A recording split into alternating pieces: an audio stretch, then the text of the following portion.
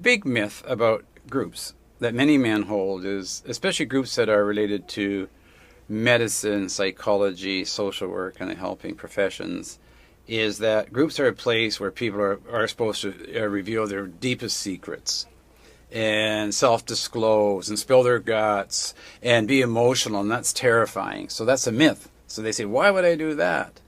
So they are avoidant of that. They have a misconception that in this group I'm going to be made to feel weak, and it's threatening. So that's the first myth, and of course that's not true depending on the group you're in, especially if the group you're going to is a working group where people achieve goals and find out how they can help one another. That's the first myth.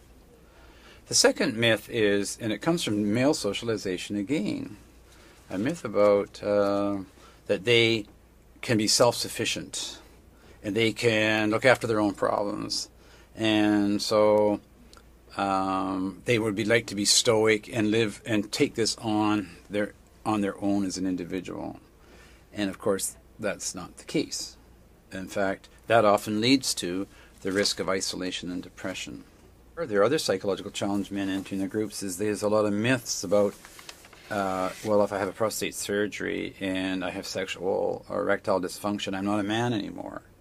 And that is highly correlated with particularly young men. They really identify with that, of course. But with more mature men, to be a man is much more than any part of one part of your functioning.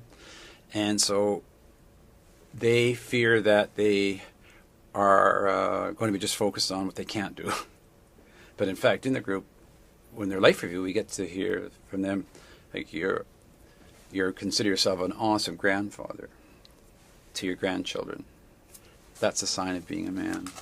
Or you're a good partner, or you're creative, or you are fun-loving, or you've got an artistic ability that you want to tell others about. And those are the things that, looking back in our life, that identify us as men.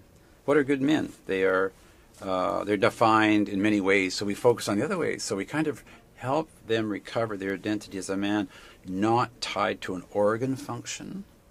One of the myths that I think exists is that anybody can help newly diagnosed men get into recovery in a psychosocial sense, but I don't think that's the case initially. Not anyone. I'm talking about gender differences.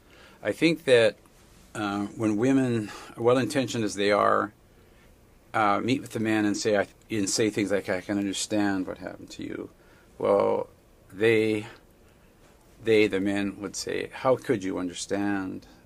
It would be like me saying, I really know what it must be like to have breast cancer. I don't know that.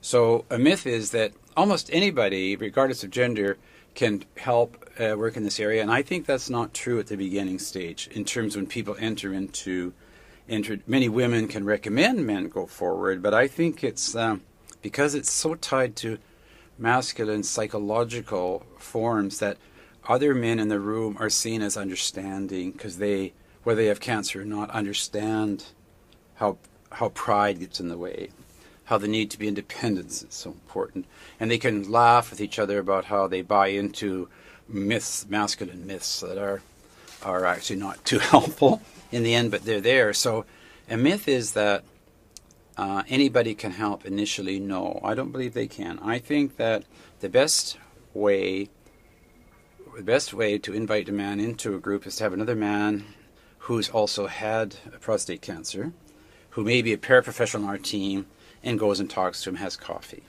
Another myth about groups is that they're not safe, that I will be asked to do something that I don't want to do.